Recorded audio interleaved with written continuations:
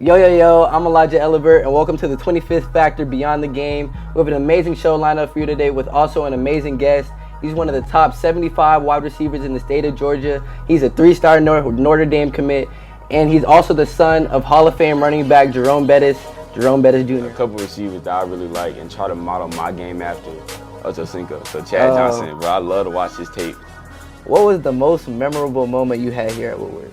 They big, like that's a real good team. I knew that was coming, bro. It's crazy to really think about. Now the mindset got to be like, oh, I got to make everything count because I don't got too many snaps left. When it happened, obviously I was concerned for my health. Say your mom's gonna mess with Cali? No, hey, the West Coast. No, it ain't no 4.3. It's always something, bro. Oh, like, it's always something going on there. Like you can't walk in and it just be like chill. Like, right.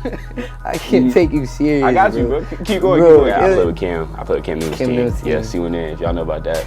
That's a baby. So if you had to compare the two, Hellstar, Cam, which one would you choose? Right. Yeah, late bloomer. Right. He came. Y'all see what he doing now. That boy dog. Here at Woodward, we got a couple guys who were highly recruited. So hey, it was crazy, bro. I started running around. I was in the gym down there. I started running around. It was nuts. Everybody was hyping me up, bro. Don't let your head get too big. Right. Like, yeah. For all y'all, like really pay attention to this one, bro. I don't believe there's anyone on this earth that can beat me. How you doing today? I'm good, bro. Thank you for having me. Of course. I know it's a long day after school. I just appreciate you for coming out. But I just want to dive right into these questions. All right, let's get into it. Okay, so first thing I want to know, who is Jerome? First, I would like to know that who's Jerome as a football player? Who are you? So I play wide receiver and safety for Woodward Academy. I say I'm pretty versatile in terms of what I can do out there on the field. So obviously, like, I'm going to school for receivers, so you know everything that comes with that. So I gotta have the speed, the hands, the agility, and then the routes. But what a lot of people don't see is I play defense, and so I feel like that's the more physical side of football, and it's more aggressive. So people don't really get to see that as much from me on offense. So I'm glad I'm able to do both. Okay, I like that. So playing defense, I know, because I play with both sides too. Yeah. I know you have a favorite, but really, how do you feel about defense? Is that something, if a coach were to ask you, if Notre Dame were to ask you, do you want to play defense, would you do it? Yeah, so I just got that question actually like a couple of days ago, and I was talking about it. It was like, if the opportunity presented itself to me, bro, obviously I don't think that's something I could just say no to, right? So Notre Dame, they have a good track record, obviously, with safeties and like producing, especially safeties that used to be wide receivers. And so I feel like if that was an option for me and that's something they came to me about, then I'd definitely be interested. I'd be like, yeah. Okay. Okay, for sure. So I asked you who you are on the field. So who are you off the field? Bro, really, I'm just laid back. Like, I just like to, I hang out with my friends. I play the game. I kind of just stick to what I do, hang out with my family, and then that's really it for the most part. Like, I just be chilling. Right. So you say you be on the game. What games have you been on recently? Bro, bro, I've been on Black Ops. I'm already knowing. That new Black Ops. Yeah, I'm already knowing. I hear you. It be getting serious. I'm already knowing. We be talking. I know you played baseball too. Oh, back in the day, yeah. Back in the day. So how did you? So how did you ultimately decide to stick with football? So really, like, I dropped baseball like as a young kid. I probably like 12 when I stopped playing 13 because just the pace of the game was too slow for me. So I wanted obviously something that I could be a little more active in and more involved in. So from there, I went on to basketball and football. So I tried both. I love both. I still to this day love basketball. Like, that's still something I enjoy playing in my free time. But I feel like the decision for me in football is just like, it's a physical game and not everyone can do it. So obviously being blessed with the ability to be able to play that game is something in and of itself. So I feel like having the opportunity to go out there and perform at a high level, I can't say no to that. And then beyond that, bro, like, it's mental. And in my opinion, it's mentally a little harder than basketball in terms of understanding the game and comprehending on a higher level. So I feel like that's something that went into it as well. And to my basketball players, I'm sorry if I offended. Okay. So your dad, he's obviously Jerome Bettis, Hall of Fame running back. How has he influenced your game on the field? Bro, he be giving me so much advice. So like, I'll come to him daily, like, I'll show him a clip and be like, hey, what I gotta do to get better here? Like, what I gotta work on here? How I gotta fix this route? This, Right. that, and the other, right? So it's constant with him. So obviously, like, one of his biggest things for me was he wanted me to love it. So he didn't want to be pushing the game on me. He wanted me to really want that for myself. And so then once he seen the drive that I had and the motivation, the love I had for the game, then he was like, all right, bet, let's turn it up a notch. And so from there, he's just been giving me advice, helping me get better ever since. Okay. Yeah. Okay. So the recruiting process. Yeah. You obviously committed to Notre Dame. Your dad's a Notre Dame alum. I know that it was a huge factor into why you chose Notre Dame. Kind of. Yeah. A little bit. So why did you choose Notre Dame? So I agree in saying my dad was a huge factor in why I chose Notre Dame, but not for the reason that people necessarily think. So the reason I say so is because my dad and my mom as well, the values that they instilled in me as a kid was like education is highly important to me. Right. So when considering that and when narrowing down schools I could go to, like, I have to look at a school for academics and athletics. So they got a good football program, obviously. Like, I ain't going to a school that's going to lose. Yeah. And then obviously you got to be a great school. So that narrows it down automatically because there's only a couple schools out there with high level academics and athletics. And so then from there on, Notre Dame was top of the list. Top of the list. Yeah, and then helped that he went there too. Right. Okay. So with education being so important to you, first, how your grades looking right now? Your grade? I got a 4.3 GPA. 4.3? My grade's good right now. Your grade's good. Okay, that's something I like to hear because I know a lot of athletes. That's something they struggle with. You gotta handle the classroom first, bro, before you step out on that field. Right. So, with you having a 4.3, how do you balance like football, school, friends, girls, all that? That's a good question. Really, man, you gotta stay focused. Like, you gotta make sure that you staying on top of it, and it's really all about what you want for yourself. So I know where I want to be and what it takes to be there. So I got to work day in, day out, whether it's on the field, the classroom, whatever it is. So really just keeping the main thing. Right. Yeah. Okay. So let's move a little bit back to football. Who is somebody or a few players that you emulate your game after? Bro, that's a good question.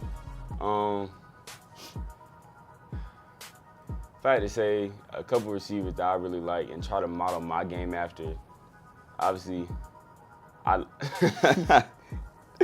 wish I could say Tyreek Hill, but I'm not that fast, man. I wish I could say that I could just go out there and just run. But, I mean, receiving, it's a little more technical than that. So somebody who I feel like does a great job of that, and, I mean, obviously he's not in the league right now, but it was Ocho Cinco. So Chad Johnson, bro, I love to watch his tape. So all the little things he do, I try to pick up from him. So obviously that's one. Calvin Johnson, man, bro, the way he just attacked the ball, that's something, it's beautiful to see. So obviously I like to mirror him in that aspect. So I say probably them two. Some big ones. Yeah. All right. So it's your senior season. Coming up on your last few games, what was the most memorable moment you had here at Woodward? As a whole, like throughout my entire experience here? Yeah. Definitely came last season, man. Last season. We had a deep run, bro. State. That was crazy. I'd say probably beating Gainesville last year. Yeah. I think we seen them in the third round of the playoffs. We played them here at home. Hey, man, I'm pretty sure, it was Thanksgiving break? Yeah, it was crazy, dog. Because obviously, like, Gainesville, they big. Like, that's a real good team, and they like a well-known program. So for them to come here into our place and us really take care of that and handle business, that was huge. And then the way we celebrated after, man, it was just great. It was crazy. Yeah. Okay. So yeah, we're getting near the playoffs, senior season. Yeah. How does it feel that, like, knowing and the next game could be your last? I knew that was coming, bro. It's crazy to really think about, like, I only have one more guaranteed high school football game left. Like, this is it. So now the mindset got to be like, oh, I got to make everything count because I don't got too many snaps left. Like, I only got one more for sure. So it's crazy. Yeah. It's nuts to think about, like, bro. I'm sure you know, like, you see the older guys, you're like, oh, dang, that's far away. It came quick, bro. It came quick. Yeah, so, hey, take advantage of it and savor it, bro. Yeah, for sure. Okay, so you was talking about mentality. What's your pregame ritual? How do you get your mind right for a game? That's a good question. So obviously, my pregame ritual really start with taking care of my body. Mm-hmm. And so this is something that goes on weekly, and then I amp it up on Fridays. So hydration is important to me because I'm playing both ways. I get tired out there in that field, so I got to make sure I'm hydrated. I'm ready to go out all the time. I always be seeing with that Pedialyte. Hey, man, what? Yeah, so, like, I drink Pedialyte constantly, dude. Like, we got so many in the house, it's crazy. But, like, Monday and Tuesday, I'll drink 1. Wednesday, I'll drink 2. Thursday, I'll drink 4. And then Friday, I'll drink 4 as well. So, it's like making sure I'm ready for the game. That's the biggest thing before the day even comes. And then Fridays, 3:15 hit, and then like that's when it started to become real. So school get out, head to the locker room, obviously we go get changed, all that, and that's when I start turning the music on. I get locked in, kind of. So we go to eat, we be joking around and stuff. And then if it's a home or away game, like when we come back to the locker room, whether we're about to load the bus or just chill before the other team get here and all that get started, that's why I started really locked in. So I got a playlist that I listen to every time, a couple songs that I gotta hear before I go out there and field. So that's really it for me, music. Okay, well, talk about a couple songs. What are a few songs? Come on, bro. You already know what artist I'm gonna say. It's gotta be NBA Youngboy, man. Hey, y'all go tap in with him. Okay, yeah. And he's talking about hydration too. It's important. Really come to Cleanse Waters, get you an IV, you know? Nah, at Cleanse Waters Wellness Center. Hey, take care of your body, bro. Take care of your body, bro. So your biggest challenge, I know you played a lot of football. Yeah. So not even just in high school, what is like the biggest challenge that you've had to overcome on the field? Either high school, middle school, whatever. So it's something a lot of people really don't know about. Like obviously here on the team, it's kind of known, but going into my junior year, I actually sprained my ACL. So I was this close to tearing it. So we played a summer 7-on-7 tournament down at FSU. First game of the day, like I'm pretty sure it was the second drive. So real early, I came to catch a ball. The problem with it was really the field. I don't want to diss FSU, even though we about to play them this week. They know what it is. But I don't want to diss them, but the field was bad. So I stepped wrong, sprained my ACL. And so really that's all mental. So coming back from that and making sure that I know my body 100% and I'm ready to go, that was kind of hard for me because like you gotta really be able to trust it and trust your body. So after making sure I recovered properly and then got back there on that field, it was really just gradual improvement and make sure I got back to where I wanted to be and then to get better from there. Okay. So with the injury like that, it's really hard to get discouraged. Like you don't know if or when you'll play football again. Nah, seriously. So like I couldn't walk for a little minute. Yeah, I know. It was like 2 weeks. I couldn't really walk. Yeah. Okay. So it's like, how did you keep your mental right, and how did you just stay motivated in that situation? Man, for me, really, I come from a religious family, so me, it was just trusting God, bro. Like I know He has a plan for me. So when it happened, obviously I was concerned for my health, but at the end of the day, like I know whatever happens was supposed to happen. So I had my trust in Him, so I knew He would put me in a position where I wanted to be, and so I just had to trust Him.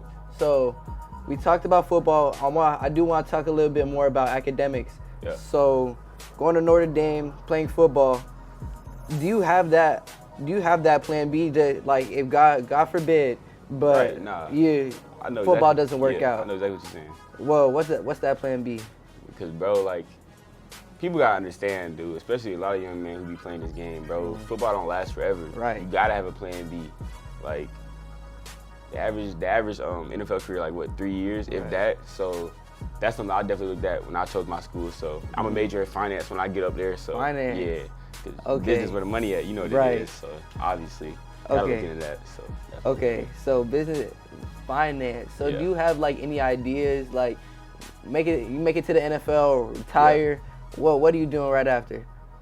I mean, ideally, bro, if I made it to the NFL, like, and I had a great career, after that, I kind of just want to enjoy myself a little bit. You know, maybe get a little house somewhere, golf, do whatever. You know, I don't know, whatever it is. But after that, maybe like, I mean, obviously it's kind of cliche, but a lot of NFL players, they become analysts right after. So maybe something like that, because, you know, I just love the game, like being able to talk about it. But outside of that, definitely start a business. Right.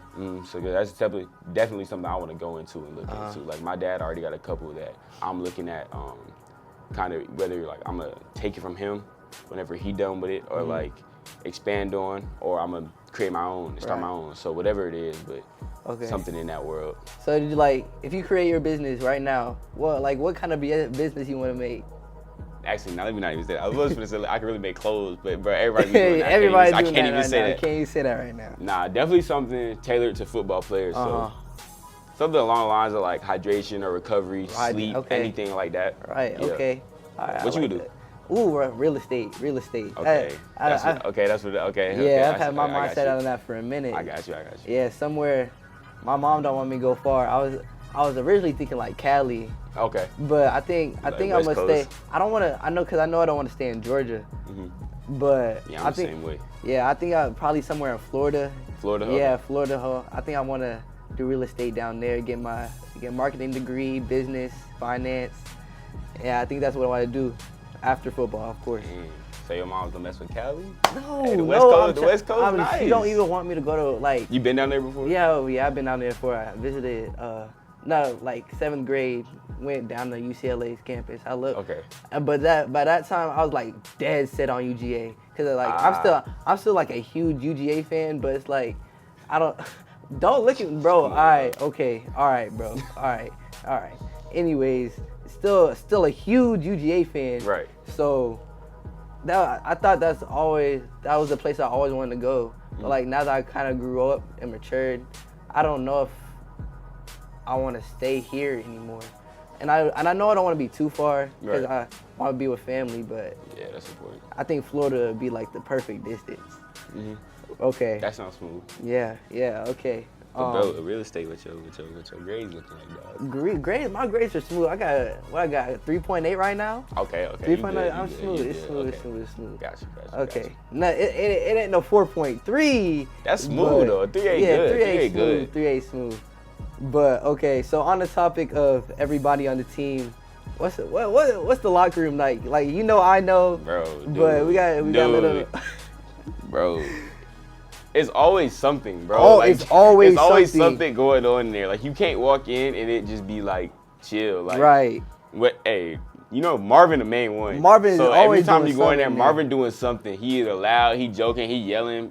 He played too much, bro. He always doing something in there. And he made me so mad this morning. We didn't have to run OD, but it's just like the principle of it all. Talk about it, bro. He made us run extra. We had extra gases because he came like 5 minutes late, bro. Like. Okay, so speaking of the locker room, like, where do you see yourself? Who do you see yourself as in that locker room? You see yourself as a leader? You see yourself as like the jokester, like Marvin, or like? Nah, who do you definitely see ain't Marvin. Hey, Marvin 101. He 101. Ain't nobody like Marvin. Yeah. But nah, I definitely say like, I say I got a strong presence in there. So obviously, everybody be in there making jokes. To start off, like, it's always lighthearted in there. We always having fun. Right. So that just go without saying. But outside of that, I feel like whenever we really need to get together, we need to lock in on something, or everybody need to just chill out a little bit, or we need to just like bring it down a little. I'm definitely one of the guys that could do that. Because obviously, like, we got a small senior class, so it's up to the few of us that there is to kind of take on that role. Yeah, step up, take on that leadership role. Talked about football, talk about academics, but I want to talk about what you really do in the off season. Workouts, 7-on-7, 7-on-7. So, all right, yeah, let's talk about it. But first, I want to talk about like your off season training. So, like, what are you doing to keep your body in shape, keep your skills up? What does that routine look like for you? So, bro, the moment this ends, straight in the track. Speed is the main thing. Right. You running this year? Yeah, I'll be there. Oh my God. It's real, dog. It's entirely different. It's a different world, bro. But nah, track the main thing, bro. Like, speed is important, especially nowadays. You got guys running 4.2s and all that. Yeah, got to get the speed up. So that's number one, and then obviously lifting after that. So. Like, building strength and then maintaining that throughout the season is important. So that's start and off season. So you got to be dedicated to that. That's something you got to love, really, because the weight room not for everybody, bro. So you got to want that. Okay. And then after that, I got a couple of trainers I work out with. So just like the little things that I feel like I could use to take my game to the next level, just fine tuning those and kind of even learning. Like, my dad is real close friends with Larry Fitzgerald, so he put me in contact with him. So even during the season, I'll text him whenever I want some advice, and I'll send him a video or like a play, something I can learn from, and then he'll give me some knowledge on that. So it's just about becoming a well-rounded football player. Yeah. So working in every aspect, in every way you can get better. Okay. What you be doing? I know you be training. I'm always training. Yeah, Always training. Especially during the summer. So like right after this, I'm right with you at track. Hey. Right with you at track. Oh, them Coach Davis workouts finna be. Hey, bro, you don't know about Coach David, bro. Oh Coach David, God. it get real. Nah, I don't. It get real. If you think this morning was bad with Marvin, you ain't seen nothing, bro. But yeah, track and during the summer. Yeah. Wide receiver work. Oh, okay. course. We're walking through the schedule, so I'll probably do some DB work that morning. Come here. Okay. And I'll either do wide receiver work right after that, or I'll be in the gym again. That's my schedule during that summer. So it's That's like real. Yeah, like summer is really not like a break. It's just Seriously. It ain't no break. It's just we don't got no schools. If anything, summer you turn it up. That's when you Exactly. got to get better. Exactly. That's when you make like the biggest improvements in your game. Yeah. So what? You gonna your junior year? Or Yeah. next year will be your junior year? Next year, junior right. year. So that summer gonna be important, dog. Right. That Junior year, that's when I really know that's gonna be my year. I know that's gonna be my year. For sure, it gotta be, bro. It's gotta be. Put your head down, just work. Work. You gonna get there. But okay, so we did training. 7-on-7. We haven't talked about 7-on-7 yet. Let's talk about it, bro. I'll start off with a question. Okay. Who did you play 7-on-7 with? Give me the list of teams. I know it's a couple of them. I played 7-on-7 with Money Team Elite. We had a great group of guys. Money Team, okay. Yeah, Money Team had Who a great. coached that? Dude, I already know what you're gonna say. QB Marcus was our coach for 3 weeks. QB Marcus. 3 weeks. Okay. 3 weeks. Got you. Okay, but yeah, we played for Money Team. It was smooth. It was my first time. They were like a first-year program. Oh, so okay. It was. I can't take you serious. I got you, bro. bro. Keep going. They were a first-year program. It was kind of cool to see. If you know, you know. If you know, you know. I need to say too much. Keep going. It was kind of cool to be a part of that team from the ground up, you know. Yeah, it's definitely different when you building something and you're a part of it in its early stages. Yeah. So I understand that. I get that. Yeah, and my DB coach, since I was like 7, we been training for a minute. So he was one of the DB coaches over there, so he brought me on. But it was fun. Made a lot of friends, a lot of new experiences. Yeah. And 7-on-7, that 7-on-7 scene is crazy. Bro, it's nuts, bro. It's nuts. It's so like, it's like the locker room, bro. Always something, dog. It's always something. And it's always evolving. Like, Yeah. It seems like it gets crazier and crazier every year. We talked about my 7-on-7 experience. Yeah. So how was yours? Who'd you play for? So this year, I played with Hellstar. So they was a first year team. Yeah. So if you know the clothing brand. Yeah. Right. So I played with them. They decided to venture out, make a 7-on-7 team. Okay. So it was fun. We went like OT7, one of the big tournaments. We had some fun there. But the year prior to that, I played with Cam. I played with Cam Newton's team. Yeah, C1N, if y'all know about that. Blessed baby. So yeah, I was with them. Hey, that was fun, man. I enjoyed it. We was a pretty good team, so it was fun. Okay. Yeah. So if you had to compare the two, Hellstar, Cam, which one would you choose? Man, it's different because Hellstar is they're all based out of the West Coast. So if you know anything about that East Coast or West Coast, the vibes are two different things, bro. So I enjoyed being out there because my mom from Cali, so she got to come with me to some of the tournaments, visit home, stuff like that. So it was fun, but if I had to pick one, I'd probably say C1N, bro. Just because the intensity is so different, dog. The way Cam got it running over there, man, it's a well-oiled machine, and them boys be going. So it's different. So I'll say them. Okay, and you talked about OT7. I know there's a lot of people wondering what that experience is like. So talk a little bit about that. Bro, like, if you know anything about OT7, bro, you know it's crazy. Like, they all over social media, YouTube, Instagram, all that. It was on TV this year. Like, it was on NFL Network. Like, it's nuts.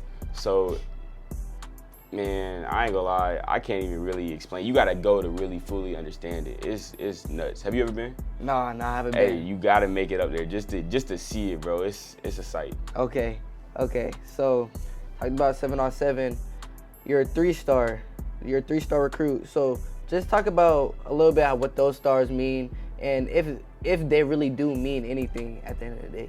Bro, you just said it, bro. I don't think stars really mean nothing because there's some guys who are 5 stars who they make it to the next level, then they don't pan out. And there's some guys who are unranked who go on to have great careers. So I really feel like, bro, the stars don't make you. Like, there's people who are late. Like, bro, Justin Jefferson had, 2 offers, bro? Right. He a late bloomer. And right. He came, y'all see what he doing now, that boy dog. So it's like, bro, it's really just about you, like, how hard you work, just staying focused and just keep going. Like, if you don't get any stars, you don't get any stars. That don't mean nothing, bro. Right. Like, all you need is one opportunity and it could change your life. So for sure. That's all it takes. Okay. So while we're on the topic of stars, I want to talk about recruiting.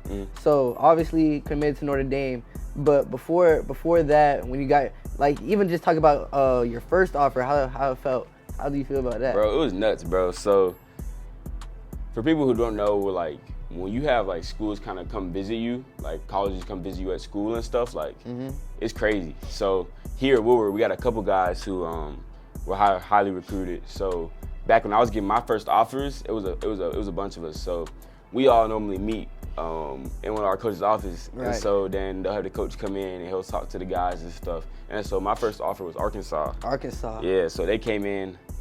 They talked to coach. Coach talked to me. He was like, "Yeah, man, they offered you a scholarship." So I talked to coach, man. Hey, it was crazy, bro. I started running around. I was in the gym down there. I started running around. It was nuts. Everybody was hyping me up, bro. It was crazy because, like, you there with all the guys, and it's right. like it's a surreal experience because that's what you work for. So like SEC, that was big for me. That's my first offer. I was like, oh snap! So I called my parents. I was like, yo, y'all not even finna believe it, dog. Like, yo, it's crazy. But yeah, it was amazing. But like, one of the biggest things for me with that is like, don't let your head get too big. Right. Like, yeah. Obviously, yes, that's a blessing to have the opportunity to go play at the next level, but at the same time, you can't take it for granted. So you got to keep working because just like that could be taken from you. So that's one of my biggest things for that. And also, bro, if you don't got any offers right now to anybody watching, be patient, bro. Just keep working because your time gonna come. They gonna find you if you good. So right. you just stay patient and keep working. Okay, so after your first offer, they started piling up, coming. So how did you deal with all that attention? Bro, just like I said earlier, keep the main thing the main thing. Like, right. I know at the end of the day, I got an end goal that I want to meet. So I see the level that I want to reach, and I know I got to get there. So whatever it takes for me. So just keep working. I just one more question for you, Jerome, before we get out of here. Gotcha. What is something that a lot of people don't know about you, or something you want people to know about you? All right, bro. Thank you for asking this, for giving me this opportunity, because it's something I'll take very seriously. Yeah. For all y'all, like, really pay attention for this one, bro. I don't believe there's anyone on this earth that can beat me at pickleball. And I mean that genuinely. I'm not even gonna address you because I just. Oh, okay. I'm gonna spare you. Spare me. Yes, I'm gonna spare me. I'm like that. It's that simple. I'm like that. Okay. So if you get on that court with me, bro. Okay. Just know it's real, dog. You over here talking about pickleball, but you don't want to see me on the golf course, though. You don't know me when it comes to golf. You have no idea who I am when it comes to golf stuff, though. I'm an athlete in every sense of the term, bro. Oh my God. I do it all, bro. All right, hey, we're gonna have to go one day then. We're gonna have to go one day. We're gonna have to go one day. All right, cool. You gonna see. You gonna find out, bro. No, actually, no. I do have one more question. When we were supposed to do the podcast a while ago, you texted me that you were really into comics. Or Marvel, DC, Marvel. All that, yeah. Yeah. Marvel and DC, man. Bro. That's a hard question because, like, it's so many different things you gotta look at, dog. Right. Like, you got the movies, the TV shows, all that, like characters and stuff. But if I had to say overall, bro, as a whole, I think DC is better. Wow. Personally, I think DC is better. Marvel got the best movies. DC never touching that. But just characters and all that, bro. Like, The Flash is my favorite superhero. So I gotta ride with him. So I gotta go with DC. You say Marvel, bro? Yes, of course. Who your favorite hero?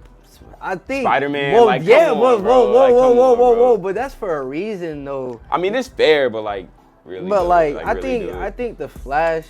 I think he's the only. I'm not gonna say the only valid superhero, but he's like. So Batman not valid? No, bro. No. Keep it a buck, bro. I'm keeping a whole bean, bro. All right. Batman. So you ain't never been Batman for Halloween? No. All right. I've been Spider-Man though. Okay. All right. Okay. You got it. All right, guys. We're coming towards the end of our episode. Had a great time with Jerome. I really enjoyed talking to him. This is my guy. But I know I learned a lot. I hope y'all learned a lot from Jerome. I'm going to be watching you at Notre Dame. I know you're going to do big things over there. For sure. I'm finna come back, bro. I got to see all the games. I'm finna be For watching sure. you, bro. Yeah, for sure. Expecting big things, dog. But is anybody want to shout out? Anybody want to anything you want to talk about before we close out? Hey, man. Shout out my moms, bro. I obviously got to shout out my dukes. And then shout out my girlfriend, bro. I know she going to be watching this. Yeah, for sure. Okay. I'm Elijah Ellibert. This is 25th Factor because numbers aren't everything.